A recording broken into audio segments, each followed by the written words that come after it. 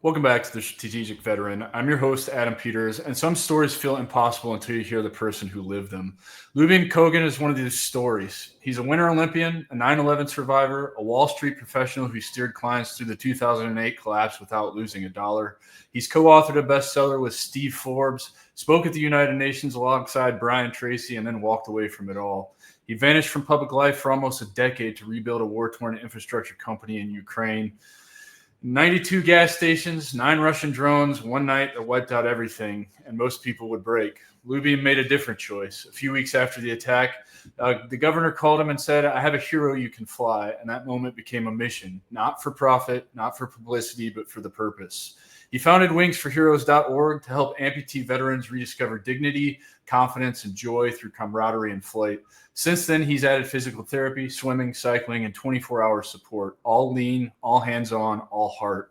This isn't a man who talks about serving others. This is a man who drives the veterans to rehab himself, stands by the pool even though he can't swim, shows up on weekends with resistance bands, and celebrates when the same veteran becomes a captain of an amputee soccer team and earns a $75,000 prosthetic that changes his life. Lyubim doesn't build programs, he builds promises, and he keeps them. And today you're going to hear what it looks like when someone refuses to let loss define them and becomes a second chance for someone else instead. Lyubim, brother, welcome to the show, man. Brother, thank you for the introduction. Wow, I wasn't sure if you were talking about me, but thank you. Yeah, this is you, man. That's everything that you've done. So let's dive right in because you're clearly a very accomplished individual. So where'd you grow up, and what shaped the path that has led you to do all of these things that I just mentioned? I grew up in the former Soviet Union in the 70s and 80s. When I was 5 years old, the Afghanistan war started, the one that Soviet Union went to fight, and it lasted until I was 16, almost graduating from high school. So the first part of my conscious life, and then my teenage years, that war was always in the background. And what I noticed, and I had this question for till this year. I had one question that it took me my entire life to answer. And when I was little, when you're growing up in a third world country, there's not much you can do. And in my case, you either had to do music, physics, or sports. And I did sports. And every day, the guys who helped me get better and learn things that I wanted to learn, who showed me, were the veterans. The draft was mandatory in the former Soviet Union. So at 18 years old, they would get picked up and sent right after high school. They would be sent to fight the war. And those who came back not injured or not wounded, they came back really strong. They're physically really strong, and they spent a lot of times with kids who were doing sports, and they were helping us all the time. But then at night, it would be all the same thing. Everybody would get drunk. And the ironic thing was that the police would show up and they would always have fights. The police would be fighting the veterans. And now I know it was like their form of entertainment. Nobody hit hard enough to finish it, because they had to do it tomorrow. And when you're like 7, 8, 9 years old, for you as a kid, it's like, it's going to happen. So you just sit and wait. And I was always wondering, why was it like that? Why would the system take these young men, and for me, they were like older brothers, who took care of us, and they would send them to a foreign land. And when they come back, they would come back all messed up. And why they were drinking was my big question. And now I understand that there is actually no system to help a veteran. From what I see, and from what I see right now, I think all the combat veterans experience have PTSD. And the ones who have severe PTSD, they're not able to use the system. And I'm talking about the United States. We have the strongest support system in the world by far. You have so many things that you can choose from. But if somebody needs to be rolled into a rug and shoved under the bed, they're not going to fill out any forms, So I saw this huge gap between what exists and a person who can get to those benefits. But then I went to Ukraine and I found out that the system is not able to support civilians, because they're really living at war. And now the war started in 2014. Next year, well, it's more than 10 years, and full-scale invasion will be 4 years. And I immigrated to the United States in 1992. I was really fortunate because I got a ski scholarship and I went to live in the boarding school. It was a National Sports Academy at Lake Placid. So I lived with Americans, I learned English. I got to understand and appreciate the culture. And Americans were so generous to me personally because I was just a 17-year-old kid. And all I wanted to do was to ski. I didn't care about anything but skiing. So they gave me a place to live. They fed me. They gave me a place to study. And they said, oh, by the way, when there is no school, you can go skiing as much as you want. And since you don't have skis, here is a pair of skis that I couldn't have as a national team athlete back in the Soviet Union, So to me, it was like this whole amazing world, and I embraced it. I wanted to become like you, I wanted to become an American. And it was like a clean break for me. And like you mentioned in the intro, I had a lot of dreams, I really wanted to do things. And the environment was perfect for me, living in the States, teenager. I repeated the 12th grade, but then going to college and then moving to New York City and working in the World Trade Center, like all these things, working right next to the New York Stock Exchange. Like it was my thing, I was like that tree that was dying in one place, but then somebody who was my dad, he picked me up and he moved us all to the States, and I found the soil where I could really like plant my roots and really like flourish. And one day I find myself in Ukraine and I see the same situation that it was when I was growing up, 40 years ago. It was at that time, it was almost 40 years ago. And I think I'm going to get ahead from the question that you asked me, but that's basically the condensed. I grew up with the backdrop of Afghanistan war. I saw young men who were really awesome to me. Like they were much older. When you're 8, 9 years old, somebody who comes back from the army, they are 20, 21. They seem much older, but now I see that they were just kids. They didn't experience anything. And the answer to my question, why they were like that, is because the system is broken, and I always saw it and felt it. And I am a civilian who lived, through 2 wars. And I understand that there is evil or there is war on one end and there is peace on the other end. And there is a space in between. Yeah. And that space is occupied by brave men and women who say, okay, we are going to go. In our case, in the States, we will volunteer to protect that peace, and we will not let the war and evil come towards us. And the system promises that if anything happens to you, while you're serving the country, you're doing your duty, if anything happens to you, we take care of you. And that's the end of that promise. But in reality, it's not like that. And, at the beginning of this year, I actually had a chance and I went on a trip around the world to see how different cultures and societies keep that promise. And, Adam, it's really sad. It's like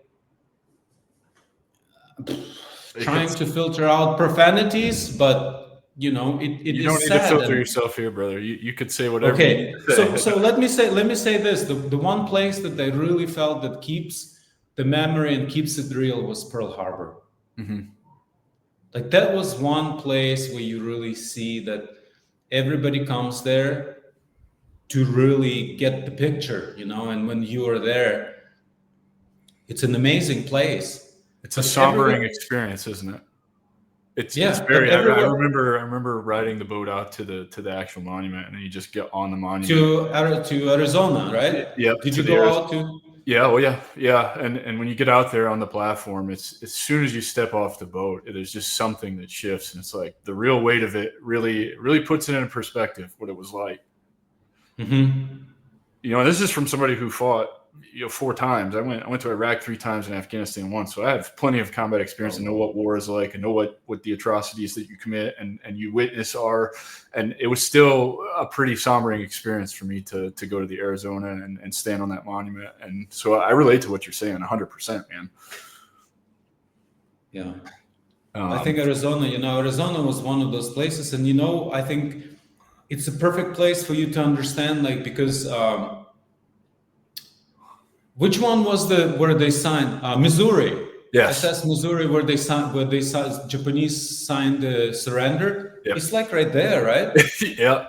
So like the really, it's like in real life, like the distance between war and peace, life and death. It's like it's a fine line. It's exactly.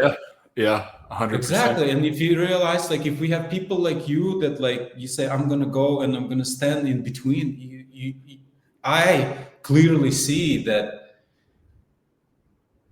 if things go on the way they go on, that maybe at some point the future generations will say, you know what, I'm not gonna do that. Right. Like, I see so many of my ancestors, like my older, like maybe family members, that went and came back, and what was promised, it's just a totally different thing. And the fact that you probably feel it a lot more, I definitely feel it a lot more than I do, but the way our society is protected from what really is going on, and like removed from what is really going on, what you have to go through, what your brothers and sisters at arm have to go through, they have no clue, man. They have really no clue. And I am always wondering, like, what is it like from your perspective? Like, how do you see when you come back? How do you see all the people that enjoy the freedom at your expense? It's what is it like to be you? It's different, man. It's maddening at times, particularly with all the things that are going on. Well, I guess we'll just talk about it. It's disgusting to see people burn a flag, man, and stomp on it because they're angry with the things that are going on in the country. And it's like you have no idea what the rest of the world's actually like. You have no idea how good you actually have it here. To see that, to the other things, some uncomfortable things, the thank you for your service stuff feels empty. It feels very empty. It's like, and most of us, I understand that it's probably coming from a place of like, maybe they don't know what else to say. Like, what do you say to somebody like that? And for me, it's a lot of mixed emotions. It's like, you don't really like, I feel like you're saying that to make yourself feel better. I feel like, it's not necessary for you to thank me for my service. One, because it's an all volunteer force, and I kept signing the contract, so I knew what I was getting myself into. And I continued to do it, right? Like I guess a glutton for punishment or whatever, because I signed 3 separate contracts, you know what I mean? So there's that element to it as well. I don't know. I think what really lands for me even more is, I guess we could just talk about it now. You went to Wall Street, you disappeared from Wall Street, you guided people through the 2008 financial crisis, all of those incredible accomplishments. But you said something on the form that you filled out to come on the show about while you were in Ukraine, you built 95 gas stations, some other things, and then overnight it all just disappeared in a Russian, I assume, bombing attack, correct?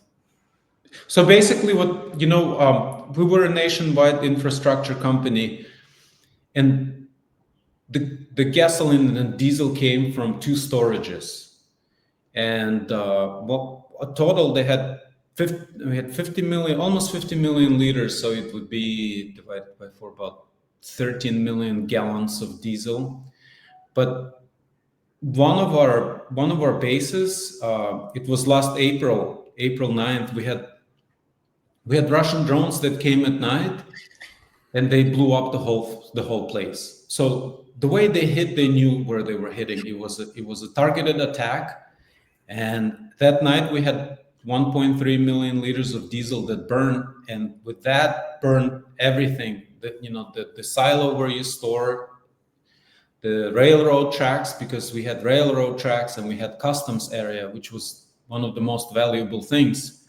When diesel comes from outside of the country, you don't need to pay customs fees until you use it. So if it's in the customs zone, you don't pay anything until you take it out and use it. So it's really efficient. It doesn't require so much upfront cash, just whatever people needed, because we had clients who were there. And the whole thing burned. And, I had tanker trucks because when they came, the company was in real bad shape. And imagine, in 2014, Russia annexes Crimea. So the volumes get halved, and then they get halved again, and then they get halved. And Ukrainian currency depreciated like 90%. It's just a very short period of time. But the company had debt in the US dollars, and they were bleeding out the cash. So when they came in, there were 2 pay periods behind, and then it was figuring out how to live tomorrow. And those tanker trucks, they were such a big deal to me, because it's a thing that gets that product, after all the work, to get it into Ukraine, to the gas stations, to the final consumer. And that's actually where all the work and all the risk gets monetized. Yeah. And if the tanker trucks are not running, you cannot get them. And they basically, everything melted. We didn't even have like rubber left. It was just like a really sad thing that I watched in the movies, and I'm sure you saw it. Like when something blows up near a car, there's nothing left. It's just like, this melted metal charred, everywhere. Melted metal, charred remains. Yeah. And the situation was so dire that when they said my job was to make it last until better times. And I was responsible for thousands of families. And if I screwed up, then they wouldn't have a paycheck. And when there is a war going on in the country, it's not like you can go on jobs.com and put your resume. There's just nowhere to work. And I didn't take the salary because I knew, if I take the salary, that's one tanker truck less that we can buy and sell. And, if you buy and sell it all the time throughout the month, it adds up. So, my idea was that, look, I have a place to live. They feed me, they drive me, I am by myself. I'm just doing work. And when the energy, the time, the knowledge, everything I invested in it, when it's ready to be sold and I can cash out, I don't have to work again. So, that was my plan. And in one plan, it's like all the years of 23 years working in the States, taking risk, and then 6 years staying in Ukraine, 7, and you wake up in the morning and it's all gone. And I think, how things happen not on your schedule. Yeah. That's how Wings for Heroes actually materialized, because I called our local governor and I said, so just for you and your listeners, like my hobby, I fly paragliders. It's this thing with little plastic bag with strings. Yeah. And you're hanging thousands of feet above the air. Do you paragliders or do you paramotor? I paraglide, free flight. Okay, so no engine, no fuselage. You go off the mountain and you fly off. And I remember when I went the first time, man, I was so scared. I thought I thought I was gonna die. I started saying goodbye to my dad. I started saying goodbye to my bro, and I was like, okay, Lyubim, chill. Like, he's going to land, you're not gonna die. But like, imagine I skied all my life, and then we fly off, and the chairlift is getting small, right? Looking down, and like, I don't even know this guy. And actually, that experience. And then one time I was at one of our gas stations by the highway, and I had a double amputee roll out in a wheelchair from the gas station, and he goes towards the highway. And I'm thinking, like, there's nowhere to walk. Like, where's this guy rolling? And of course, I got busy. And then maybe it was less than half hour later, a huge storm came. I mean, it was like thunder, lightning, I called the garage and I said, I need a pickup truck now, fast. And one of the drivers came. We got in the car and we drove to where the dude rolled, and we found him on the side of the road. And just to give you a visual, we were 40 kilometers, which is like 25 miles away from Hungarian and Slovakian border. So it's all trucks, big trucks that are hauling stuff across the border from European Union to Ukraine. And we found him on the side of the road, he's all wet and dirty, and we put the chair in the back, we put him inside. And when you meet people sometimes, like, there is no life in them. Yeah. Like, he was so like shrunk. I remember he was like just so, I don't know how he was alive, man. And we drove him to wherever he needed to go. We got him some food, some smokes. And I really think it was like the last act of kindness that he experienced on this planet. And then I knew I am doing something. Yeah. So fast forward a few years, I started flying. I learned how to fly paragliders. And I remember that experience, like when I was in the air, I had no problems. Like all the thousands of families, the war, disappears. the constant. Yeah, right. That moment you just want to live. I'm talking to a guy who experienced that many times. So it's that moment. So I thought, what if I take an amputee, like somebody who lost one leg or two, and we go off the cliff, like your subconscious blocks off everything, including the fact that you don't have the legs. I was literally trying to scare them to death, but it's a controlled positive experience. And from what I studied in psychology, sometimes people need that one experience to see the world differently. And our base gets blown up, and it was less than 2 weeks. The governor calls and says, Lyubim, I have a guy for you. I have a hero for you that you can fly. I found you a guy. And I am thinking, I have nothing, Adam, I don't know how I'm going to do this. This is like the worst time ever. Mm-hmm. I'm thinking about, I need to start, find the business, rebuild the business, because you cannot go back to Ukraine now, Right. It's not an option. And even if I could go, I cannot do my work. It's different, because it's a full-scale invasion. So I'm trying to figure out what I'm going to do with my life, and starting over again, which is not the first time, but this time I took so much risk.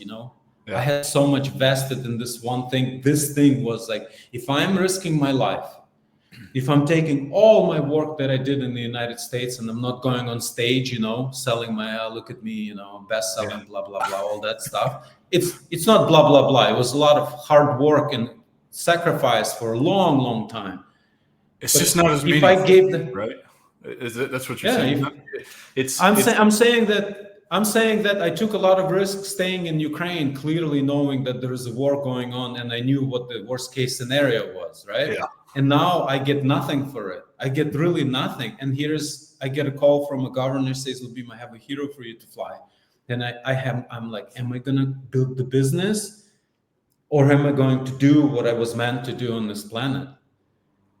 And they gave us a double amputee who got scheduled into surgery a week before. He couldn't come. And they gave us another guy who we found. It's the guy who is our number one. He's on all of our logos. This is the real guy. He volunteered when he was 20. They sent him to fly drones. He kept writing letters. He's saying, send me, I want to be in the assault brigade. And, they don't like putting 20-year-olds on the front lines, because it's always bad publicity when they get killed, or, when they get shot. And they finally accepted him. And we had this conversation. They said it was ratio of 13-1. I am not I'm not a veteran, but I understand when there are 13 guys coming at one, it's not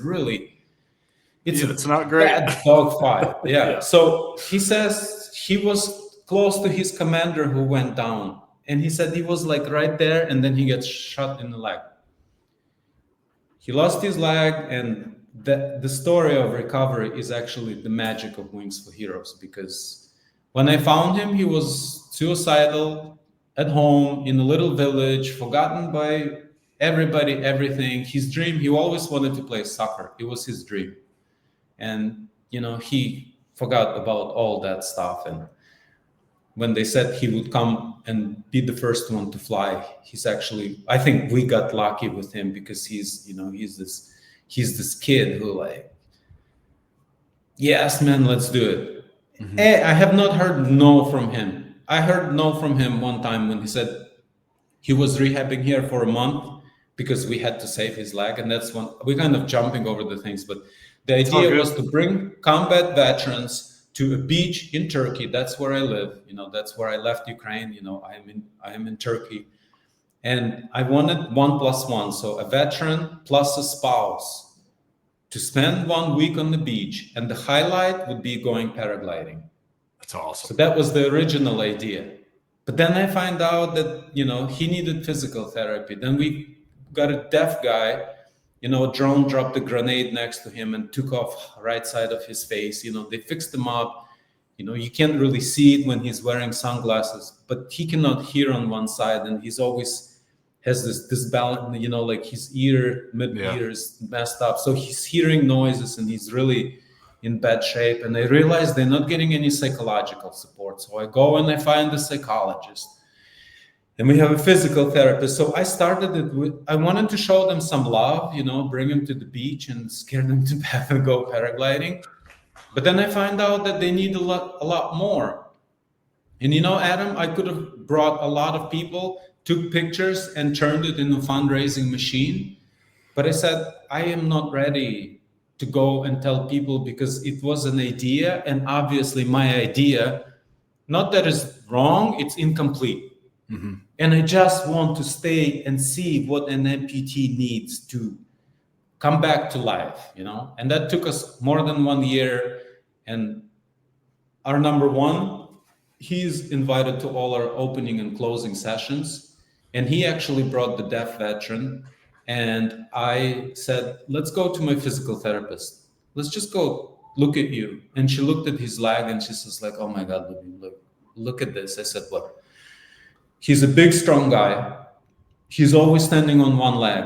His muscles are strong, but they're getting compressed. And they got compressed to the point that they were pressing on his sciatic nerve. Mm-hmm. So he started walking. He throws his leg to the side because it's a nerve issue. And she says, he can have one wrong move and he's paralyzed. And we're talking about 23-year-old, you know, he just turned 23. I said, what do we do? He says, well, you got to bring him back here for a month of intensive rehab. And I am like, oh boy, I just spent all the money on having the opening. I'm going to the States because I wanted to find a spot to fly in the States, and I actually have a spot in the States. It's in Torrey Pines in California, right next to the biggest naval base. I mean, it's like right there. And we were leaving on the same day, and I'm thinking like, I'm going to the States and I need to find the money to bring him here. And I told him, don't unpack. So I went to the States, I went to different places, and I found the spot, and I'm like this, spending money every step of the way. I left 10 years ago and things have gotten so much more expensive. Boy, and when you travel, you know, I had to go New York, New Jersey, Wisconsin, California, and it's staying in hotels, eating out all the time. And it's like, just, I'm thinking, man, I could have spent this money and like saved his leg. But anyways, I come back and my last thought was I got to call to all the people who worked for me. And I called and I kind of made this promise, you know, I don't want to take money out of Ukraine. You know, it's like really tough there. But I had no choice. And I thought that if I cannot save our number one and his leg, then this whole program is a Mickey Mouse, you know, it's a joke. And I called the guy who I put in charge of all the gas station. And I said, look, I have this situation and it's urgent and I need the money right now. And he writes me the next day. He says, you know, you're not going to believe this. Like everybody said yes. And I asked him for $4,000. You know, I didn't ask him for a lot because I needed to get him here. And I thought we'll manage, you know. Mm-hmm. We just need flight and we need to pay for therapy. We need to pay for the pool because it's a governmental pool. And everybody else volunteered. And I mean, people just came like, yeah, I had to schedule, I had to drive. I had to be the guy who did everything because I'm the only one. But while he was here, he had an interview with the government. And this is the most ridiculous thing that people cannot imagine, that he actually was declined one time. You know, there are different levels of amputation. And the difficult ones is when you go above the knee, because once you lose the knee, it's this magic part that allows you, walk down the hill, go up the stairs, sit down, get up, just really. But now they have these amazing prosthetics that have sensors, they have AI, they have everything in it. And that prosthetic leg costs $75,000. It's like more than a luxury car. And they declined him. And the second time he was here and we had a conversation, he's a quiet guy, he's a big quiet guy. And I said, dude, look, you got to stand up for yourself, because there was an issue with the prosthetic leg. I said, he was really struggling with it. I said, how could they do this? He couldn't get in, and we saw how much pain and uncomfort he was in. And he comes back after that interview and he says, Lyubim, I am watching this, right? He said, we are having a conversation, and they go like this. They close the folder and they put it away. And he's like, excuse me, I was 20 when the war started for 10 days. I volunteered, and now I have one leg left. And he said, if I'm lucky, I have 15 years, but probably I have 10. So I have 10 on one leg, and I think, he says, I'm in Turkey, I'm rehabbing for 1 month. I am on amputee soccer team, and I think I deserve the quality of life, and I deserve this leg because I am going to use it. I'm going to go out and be active. I'm not going to sit at home. I'm here. He says, I'm here in Turkey. And he said, Lyubim, I'm sitting there. I see sweat starting to drip, And I remember you told me you got to stand up for yourself. And he said, it's dripping on my nose. He said, they opened the folder. They said, okay, boom. And he got a $75,000 leg. It cost me $4,000 here, man. I had to do all the work myself, but I'm saying that I know what it takes to bring somebody who went through an amputation. He actually had 2 because they didn't do it right the first time, of course. And it started dying off, and they had to do it the second time, which means you got to go second prosthetics, you got to learn again to walk and all the process. He dropped off for a few months, and then he reappeared, and now I had a conversation with him just 2 weeks ago. And he says, man, I'm sorry I didn't call you since I left in June. He said, I haven't been home for 1 week. He said, he's in Kyiv, in the capital. He said he became a captain of his soccer team. They're playing in the nationals. They're in the final, the final rounds of games. He said he went twice, once with his girlfriend. They went traveling around Europe. And my idea was that, when they experience such loss, it's a write-off, like a mental check, you're an invalid, you just get pushed out of your normal life. But I thought, if I make them go through all the struggles, I forgot to order a wheelchair one time. So he had to find somebody and walk through the airport. It's true. And all these little obstacles to show him that he can do it. You intentionally pushed him out of his comfort zone to show him that he's more capable than he might think that he is in his current situation. Man, that's incredible. Good for you. I'm glad that you're doing and that. And Adam, I learned it for the first guy, the double amputee. The first thing he said, Lyubim, do not ever pity us. Do not feel bad. Don't talk to me like I'm less than, because I'm not. He said, don't ever talk to us. So I give them shit, man. I poked them, and I poked them hard.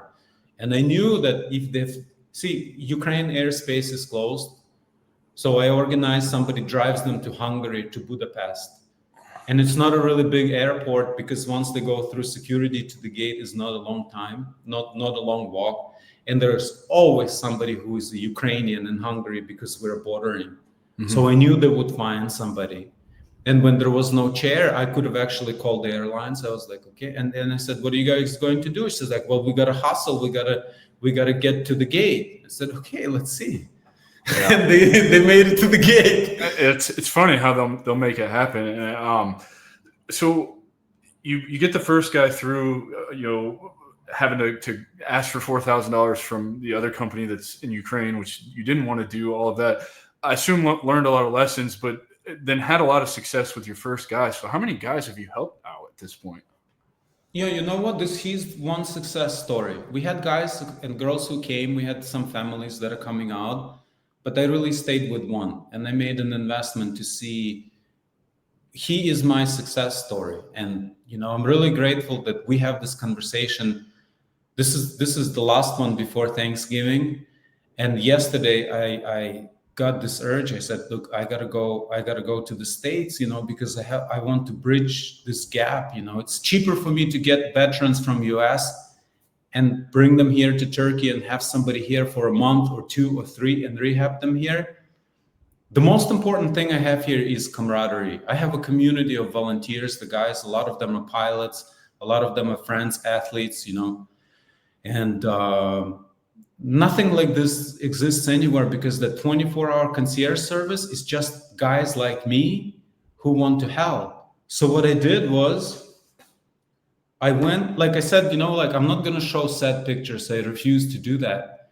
So yesterday I went to one of our printers who said, I will do this. And he did this. He didn't take money from me. Can you see this? I can, yeah. Yeah, yesterday I bought a ticket and I printed out this are our guys who are flying. And this is the journey mostly of one guy, number one, but there are some others who were here. And I'm going to the States to show people that, look, there is a charity industrial complex that extorts money from good-hearted people, and they pay these crazy salaries for people who, I don't know what the hell they do, man. Yeah. But they don't help you. They just, and I want to take these pictures, and I said, you know what? I'm not social media. Right. I'm going to go door to door. I'm going to where I came to the States 33 years ago, and I'm going to walk into a local fire station and say, look, guys, I am 9/11 survivor. I used to work in the One World Trade Center. And almost every day I think did I do everything to deserve these extra years, Yeah. And I just want to show it to people and say, I did this because I think I was meant to do this, to go through all the life experiences, growing up with one war, going to another side of the world and, experiencing, living through 9/11, coming back, seeing the same thing and seeing how the system is just bullshit, man. It is real bullshit. What really is going on, and how far are Americans removed from reality? I think Americans are really good-hearted people, and it's blindfolded. And I am not a veteran. I am the guy. I could have stayed in New York. I could have, at the rate I was going, I was on my way to billions, Yeah. And from what I experienced, having, I wrote you that I have to hold rubber bands when we had no physical therapy days, man, that's a humbling experience. I don't know, it would sound crazy, but it's magic, when you see a young kid. He can be my son, and how hard he knows it's his last chance. It was his only chance. So when I said the only thing he said no to is having a beer, because he said, guys, I'm sorry, I promised Lyubim that I'm coming for rehab. I'm not drinking at all. I cannot have a beer with you. So he worked his ass off for more than 30 days and he didn't have one beer. It's awesome. I absolutely love what you've put together, man. And I think it's got an incredible place in this space to do exactly what you want it to do, to give them another chance, to show them that there's a lot of life left in themselves. And I agree with what you're talking about. You could just, have the success story, go out, fundraise, get a bunch of money, be like one of the 48,000 VSOs here in this country that we know of, which only 10% actually do what they say they're going to do with their money that they get. It's what'd you call them? I think you called them profit machines, where they pay just ridiculous salaries. I call them charity industrial complex that extorts money from good-hearted people. Yeah, and I believe that 100%. it's a shit show, man. A lot of these VSOs are a complete shit show, and I can name several that I know for a fact because I've seen behind the scenes that raise money and don't do anything to help the cause that they say that they're going to help with the money that they've raised. And so I love that you aren't doing that. How are you raising money other than the I'm not. You're not raising money at all. You're funding this. I'm all not, yourself. because imagine like if I get donors, they want to see pictures and numbers, but I really didn't know what they need, like how I'm a finance guy, Yeah. and I have one of my degrees is in accounting. What you see is happening. I see it happening by looking at their financial reports. Yeah. Because I know how to read financial reports, and I just look at the numbers and I'm saying, look, the biggest charities, they have more than 1,000 employees and they're getting paid more than $100,000 a year, and they have offices and they have benefits and they have these like events.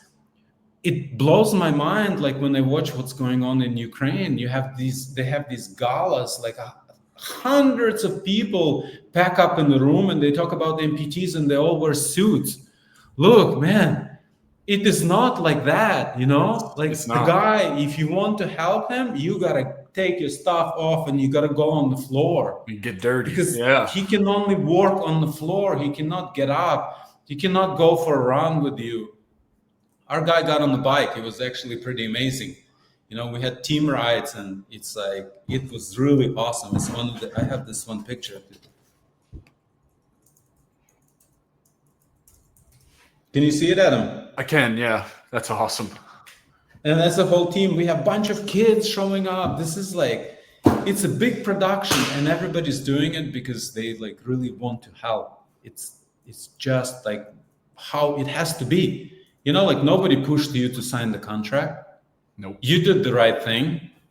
So I think we can do the right thing. And I knew, like, if I build it, they will come. When people see like these logos, everybody knows our logos. If I don't even know, people, like the whole city knows me. Like everybody says hello, and I don't even know these people, and they all know me because they see me. I have one amputee, I have another one, I have a deaf guy, and it's like always we are moving around in front of everybody, and I'm doing the work. It was 45 degrees here when he was rehabbing, and the same guy who donated the studio that I used to record podcasts, he gave me one of his delivery trucks. It was like a 20-something-year-old Duplo Fiat that was overheating, and we're driving on this little highway, and I'm looking at this button. It's hot, man. It's like 45 Celsius is like 117 Fahrenheit, I think. It's hot. And I'm looking at this gauge, and I'm like, oh shit, man, not here, please, not here. I don't want to get stuck on the Turkish highway because it's so hot. And it's like, it's what it takes. And that's why I am the most efficient in terms of cost. And when I see some organizations that spend like 4 times more than I do just on operations, meaning they don't even touch there is no care, there is no prosthetics, there is no therapy, swimming, all that is not even, and they're 4 times higher than me. Yeah.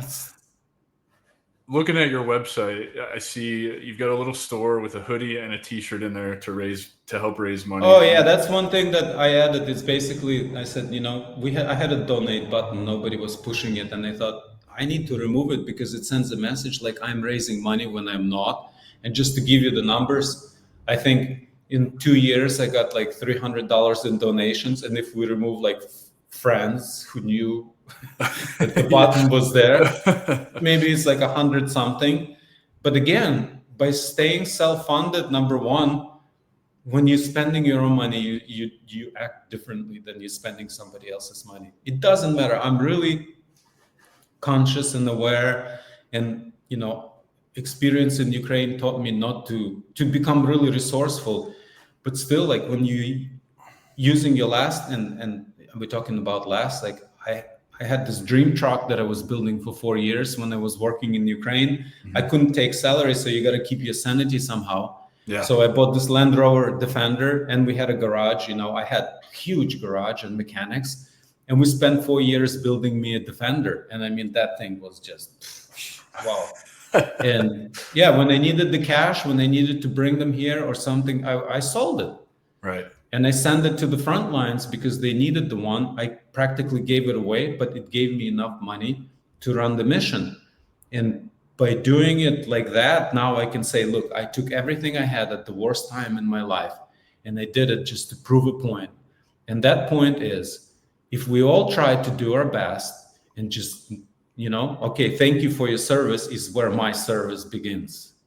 My mission begins at the end of that sentence. And thank you for what you said, because I met this guy. He was an amputee. His name is Jeremiah in Wisconsin. We were in Rite Aid, I think, one of those, drugstores. And he was in front of me at the cash register, and he limped. And he I saw that he was a vet. Excuse me. And I walk out, and he's standing smoking outside. And I say, hey, excuse me, can I ask you a few questions? And I said, this is what I'm doing. And I always wear my logos. And I said, this is what I'm doing. I take guys and I take them paragliding, and I'm here. I want to go find the spot in the United States. And we started talking, and he says, you know what, Lyubim, he says, one of the things that pisses me off the most, and when people say, thank you for your service. I was like, oh, okay, why? And he says, you can thank your teacher, you can thank a doctor, but he says, you know what? We shoot at them and they shoot back at us. Mm-hmm. So when you say thank you for your service, you don't really understand what that service means. And he said, and to me, that is not acceptable. So I would prefer, even though it's nice, he said, I would prefer not to hear that. Mm-hmm. So I would prefer that, he said, you can go thank your teacher. I was like, okay. And he's not the only one. There's a lot of us that echo that sentiment. To be completely honest with you, it's really weird to hear that. It's like, because it puts you in a weird position too. Like, what am I supposed to say back to that? You're welcome. Like, that sounds rude to me, right? Like, it's just like, that's almost like egotistical and condescending. Thanks for your service. You're welcome. And it's like, I think it's like, oh, like, thank you for your service, the end, check mark, somewhere in the subconscious mind, check, okay, we move on. This is how it works. But it's not how it works. And it wasn't an idea, it was like this feeling, this something that was in me since I was a kid. And so how do we help you grow this, man? How can we help?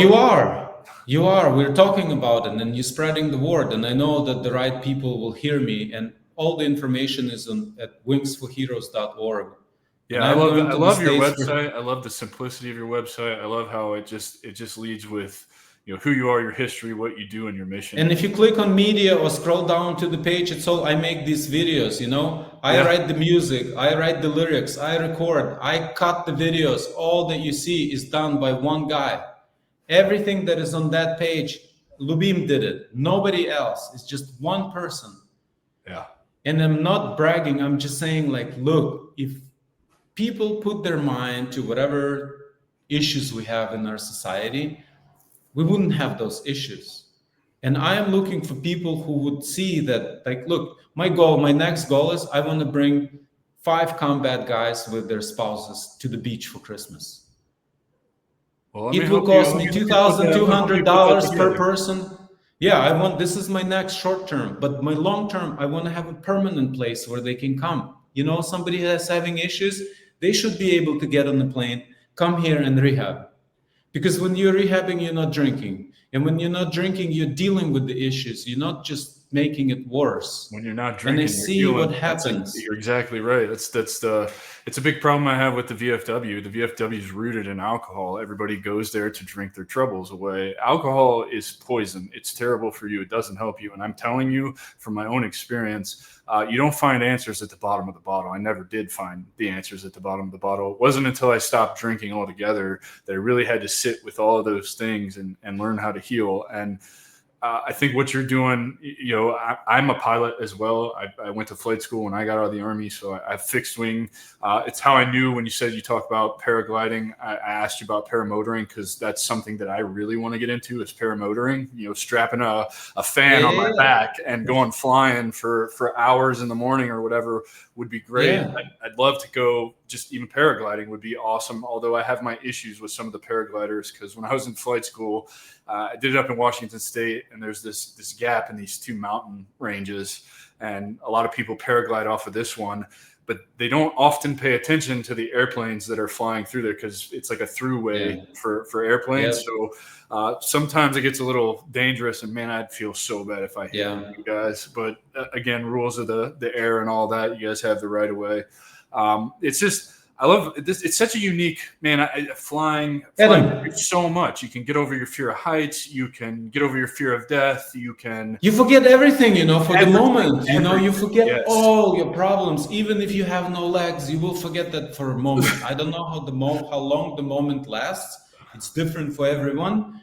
But we watch the videos, and our number one, our volunteers look, that's the moment we scared him. That's where that kid who is not afraid of anything. And that video is actually, if you go on Instagram, it's pinned to the profile, and I didn't edit it. He's Ukrainian. He's swearing in English. And I love this picture on your homepage of the guy that is paragliding, and just you could see in his face he's forgotten about. That's the first flight. Yeah, the first. It's amazing. It's the first flight. You could see what this is actually doing to this man who's strapped to this parachute, just flying through the air, and it's just incredible, brother. And I'm so grateful for the work that you're doing. So your website is wingsforheroes.org. Is that how people can reach out to you? If contact button, you get to all the employees in this organization, me. And look, if you want to help me, if you can invite me to speak at VFW or any organizations, I have to get in front of people. I cannot compete with the charity industrial complex that spends tens of millions of dollars, that have PR teams, that have professional productions, that have fundraisers, they have celebrities, governmental officials that are pushing them. I am not going that route. So I'm going to go one by one, and then hopefully in front of more people, and tell them, look, I had an idea and I got it done and it's working. And if you want to support something real, where the money will go into. And I said, look, at some point I have to start paying myself. So I will pay myself a salary that I was offered 30 years ago when I graduated from college. No adjustment for inflation, no adjustment for experience, nothing. It would be just this number, and I'll have to manage that, because in my consciousness, I cannot imagine living at your expense, or at anybody who fought next to you, and anybody who lost a leg or a hearing, or, I know guys, no legs, one arm, and they are the coolest. Triple amputee. They are the coolest. I actually, someone very close to me, a platoon sergeant from Afghanistan, is a triple amputee, Edgar Barrera. Actually, when we started talking, I thought he might be. I know he's healed as far as I know. I haven't talked to him in a long time, but I think it'd be one that I want to introduce him to you, and I want to see. That'd be great. Maybe he can't, come out and do some of this. I think it would be awesome if he's interested. Whatever. But I also know that he knows a lot of other guys that I think would be interested in doing this. I know a lot of other guys, and so I'm telling you. I have a pretty large network on LinkedIn. I don't know if you're on LinkedIn or not.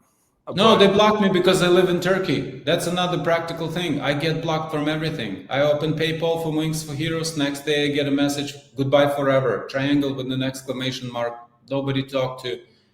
I am in the part of the world where I am cut off from social media. So for me, it has to be. I actually started LinkedIn last month, and then I have a US credit card, but my IP is in Turkey, and that's automatic. There are no phone calls, so you cannot email support. I just gave up on that whole thing. And I said, I am going old school. I'm getting on the plane. Well, see, what I think is really fun, man, and I've got a large network on LinkedIn, and so I'm tomorrow. In fact, I'm gonna put. So this conversation won't actually be out for quite a while, just because I have a lot of content. However, that doesn't mean I can't promote what you're doing and get you exposure. And I can link to your website. I can put your email in the comments so people can reach out to you. All of that good stuff. I think we can actually get you a lot of traction by leveraging my network, and I think other people will really be interested in what you're doing. So I'm telling you, I'm giving you a warning right now, brother. Prepare, because you're a one-man show and you're about to get a little bit busier. You know what I mean? Thank you. Because What this is state are you in, incredible. Adam? What's that? What I'm in state Florida. are you in? Oh, cool. Okay. Yeah, so probably not the greatest for paragliding, because we don't have any mountains or cliffs to jump off of. No, I'm just saying because I'm going to New York, New Jersey well, I'm leaving on Thursday. Okay. Like I told you, when I bought a ticket yesterday, so I can leave in 2 days and go to the States. And I thought, like, this is the week of Thanksgiving, and I gotta go right now because people are thinking about it, one, and number two, I just want to walk into some places and say thank you myself, Yeah, brother, I get it. Man, I really appreciate you reaching out and wanting to come on the podcast, talk about what you're doing. I greatly respect and admire your drive and what you're doing with Wings for Heroes, and I want to be a resource for you to help you grow that in the most ethical way possible. I know you're self-funded. I know you can't stay self-funded forever if you really want to make impact with this, but I do think that because you are a financial guy, you'll figure out the way to not be a part of the charity industrial complex, which I think is amazing. And so I just want to give you exposure, man. I thank you for being here. I thank you for telling your story and talking about why you're doing all of this. And I really admire your drive to do this. So thanks again, brother. Ladies and gentlemen, I give you Lyubim Kogan from Wings for Heroes. Please reach out to him. If you know an amputee that could benefit from what he's got going on, if you want to donate, I suggest you do donate. If you're one of those people who thanks people for their service, actually thank them by giving a donation to Lyubim and his organization. Buy our T-shirts, Buy a T-shirt, man. Yeah, exactly. Buy a T-shirt. I call it, this is a promise cap. There is a real guy on it. It has a lot of meaning. There is a lot of heart and soul in all our gear. It's not just a T-shirt or hoodie. Yeah, it's the real. It's real. It's work that's been done. Yeah. It's not just an idea, it's not a shop or a store. Right. So I give you Lyubim Kogan from Wings for Heroes. Reach out to him, donate to him, and we'll see you guys next week with another awesome episode. Thanks again, everybody. Thank you.